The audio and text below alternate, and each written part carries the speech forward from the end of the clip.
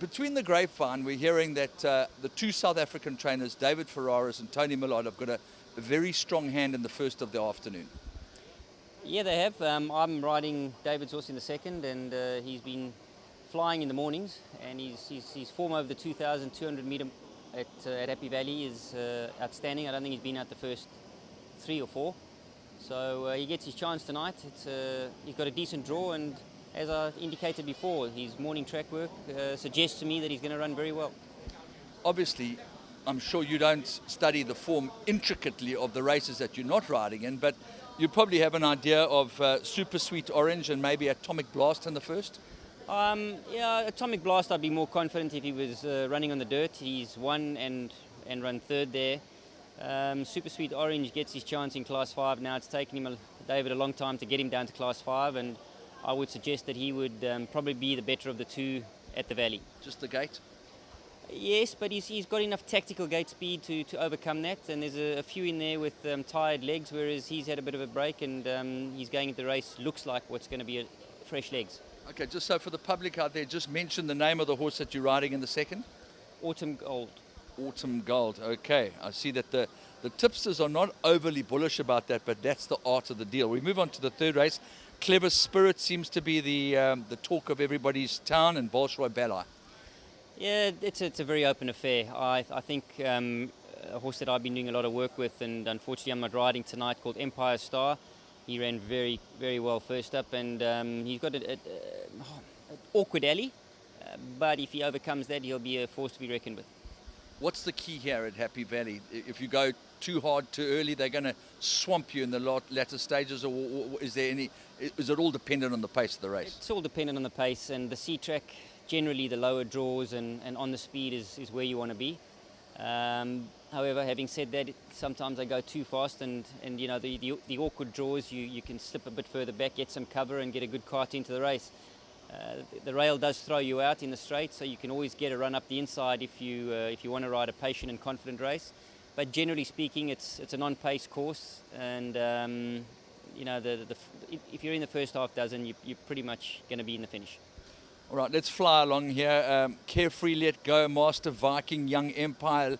Lots of different thought processes in race 4.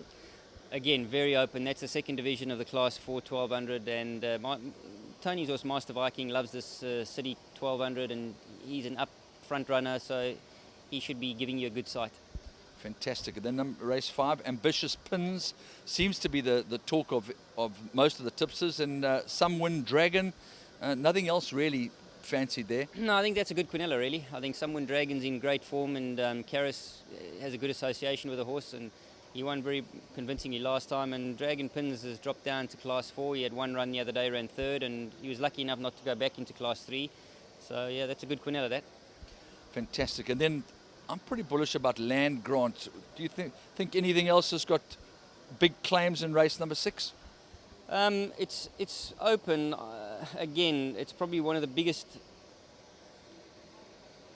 I think a horse like Istanbul Bay is coming to form, and he would probably, him and Land Grant would be the horse to sort of go each way with, but again, a very open affair. Do they have trifectas and quartets here? They have what we call a TS and a triple trio, which is over 3 races, but yeah, very much so. But the Quinella is I would say the most well-renowned bet in Hong Kong. Fantastic. Then we're on to the 7th, Perpetual Joyance, front page of this newspaper. There's a lot of talk about this one, and maybe a Pashy Spirit. I would go Perpetual Joyance. He's got the gait. He's in great form, and he's an on-speed runner. And as again, I'm indicating the C-track on speed, he got half the battle won. Fantastic. Victory Marble in the last, and I'm also hearing a little bit about a horse of Tony's in an earlier race that actually won the Grade 1 Guineas in South Africa. A son of Sale from Seattle, who's dropped in the weights. He gets a 10-pound claimer this evening. Think about this? I think his name's Golden Sleep. Yeah. Golden Sleep, yeah. So. I haven't had much to do with him. I can't be genuinely open and frank about him, but last time it was a madly run affair. I won the race on Jet Wings. Unfortunately, he's out of the race tonight, so I picked up the reserve runner. But you know, two horses, Sea Jade and Premier, they went tooth and nail for the best part of 700 meters last time, and they both knocked up. Both good quality gallopers, and if one or the other decides to sit and not take each other on, they'll both be very hard to run down. Both got galloping weights, so I could see the two of them being very hard to run down. This apprentice Mo, Peter Gibson mentioned that the boy's got talent. How do you see it? Dylan, I think he's got a long way to go. I think Matthew Poon has probably had a lot more race experience and probably a little bit more confident in tactical riding. But look, there's Dylan, when he gets to the front and he gets them rolling, he's capable. Right, we're going to have a good chat to you after track work closer to the time, but you are the winning most jockey of the Queen Elizabeth II Cup, winning it historically for South Africa, 97, Oriental Express the next year, and then, of course, Ambitious Dragon for Tony. So it's a huge South African connection. Oh, big time. It's probably one of the greatest highlights of my career, and I've had a few. But, you know, those days where we had the whole of South Africa behind us, and the memory of him pulling a gate at the barrier draw and then just reliving the race now as I'm talking to you, and turning for home and does what he does best. You know, you press the button and he just lengthens. And yeah, the after parties with Mr. and Mrs. Jaffe, and it was a phenomenal time. And London News did South Africa proud.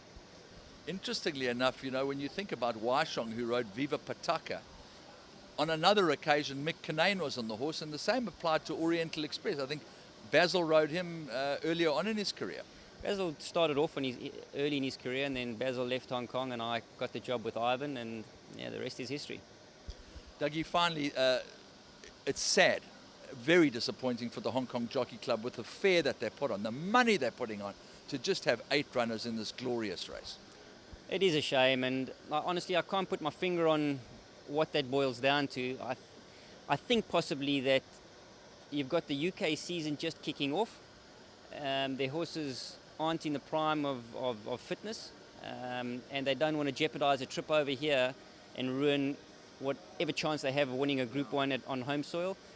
And the Australians' season is pretty much, you know, they've come to the end of their campaigns, and they've got a lot of tired horses now preparing for the spring. So well, it was quite thin in Dubai as well, in the turf. It was a very thin race. Very, very thin races, and even some of Hong Kong horses didn't go for that pure reason. They wanted to stay back for the QE2 and the Sprint Cup early next month. So I think there's a lot of fingers going to be pointed. We might see a change of date in the future, which might be a sign of madness. It wouldn't be a sign of madness at all. But you know, we've never had such a small field, and I'm sure if anyone's going to do their homework, it's the Hong Kong Jockey Club, and they'll sort out some way, somehow, they'll find a reason, and I don't think it'll be happening again. We're eternally grateful for your time. You've got a whole balcony of South Africans shouting for you tonight, so please bring home the bacon. I'll bring home the bacon, and it's going to cost you, boy.